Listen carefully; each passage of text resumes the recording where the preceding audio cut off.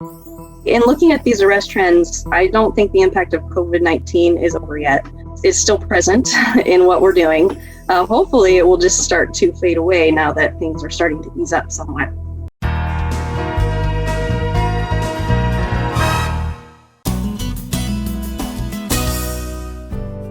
At this month's local Public Safety Coordinating Council meeting, Kelly Officer from the Criminal Justice Commission gave a presentation on recent Oregon and Jackson County drug possession arrest statistics and how they've been affected by major events like COVID-19 and Measure 110. Just to get oriented, we're going to start with all arrests. So here we have a chart over time of monthly arrests. This is for any crime in the system where folks are arrested for, monthly arrests and statewide. We start in January 2017, and it's fairly consistent over this time period, roughly about 8,000 arrests a month.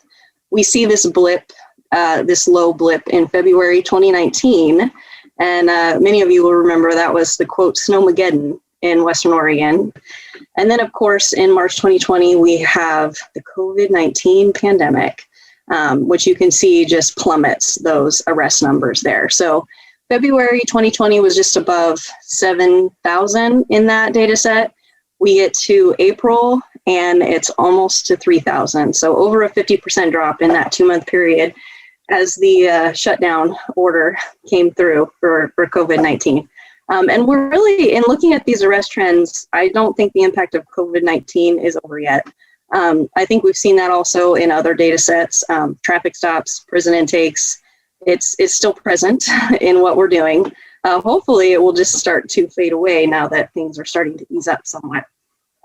So you can see we really drop out there in April with the COVID-19 pandemic. And then, remember, last spring, last summer, things start to open up.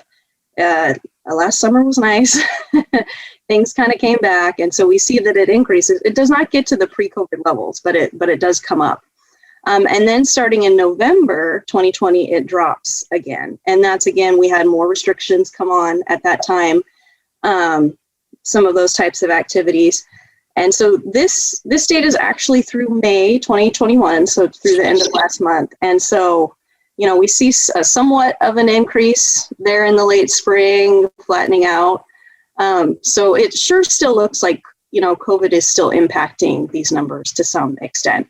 And so when we think about looking at what Measure 110, how that's impacting the system is really tricky because it's intertwined with COVID in a way we cannot quite disentangle right now.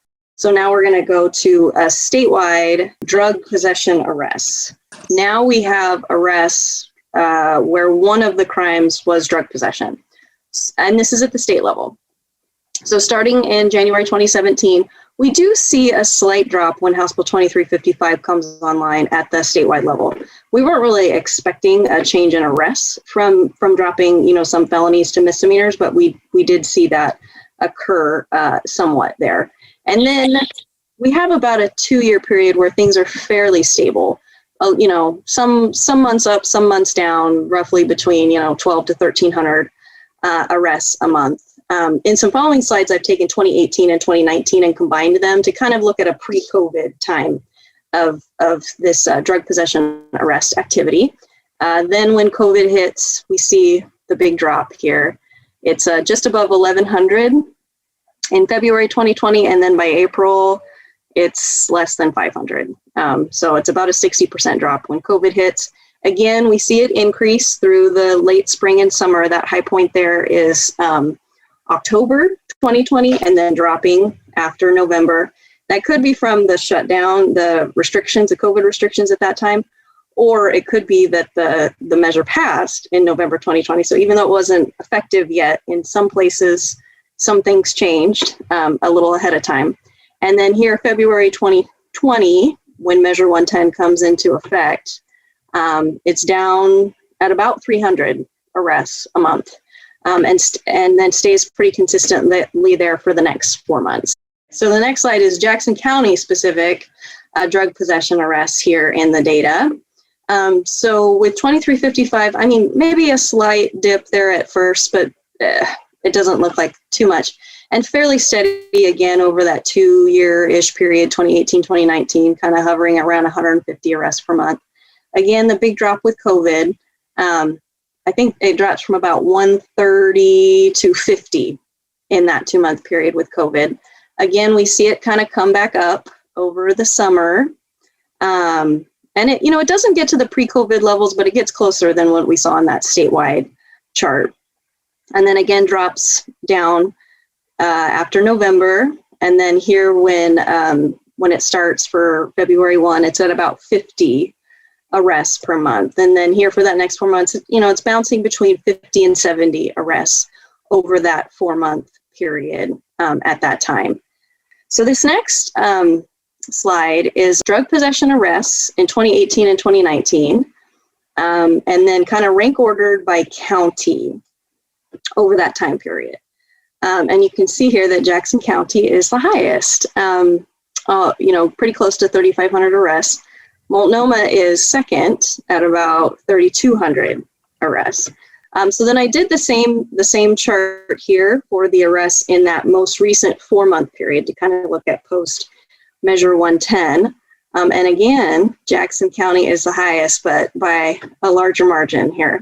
So Jackson County is just over 250 in the 4 months, and then Multnomah's at 100, and then slowing down from there across the rest of the counties. Now, I suspect you guys helped me out already. If Jackson County is doing the fingerprinting at the adjudication stage, this 4 months, you may have cases being adjudicated and fingerprinted now where the crime occurred before 110 went into effect. And that could explain this big difference here. Now we're going to go back to 2018, 2019 for Jackson County, and then look at this by law enforcement agency. So the 2 years, 2018 and 2019. So, Medford PD is the highest, just under the 2,000 there. Sure makes a lot of sense given population distribution. And then Jackson County Sheriff's Office, I think that's about 700. Then the next one here, we have same information for the most recent 4 months of data coming in here. So again, Medford PD is the highest at 140, and then the Sheriff's Office just over 80.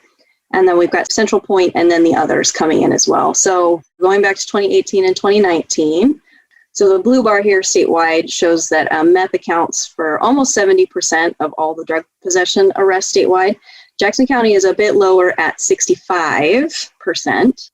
And then we see, next up, we see kind of the opposite direction for heroin arrests. So statewide, it's nearly 24% for heroin, but in Jackson County, it's nearly 30%. And then my last chart here is 4-month period, looking at that proportion by drug type.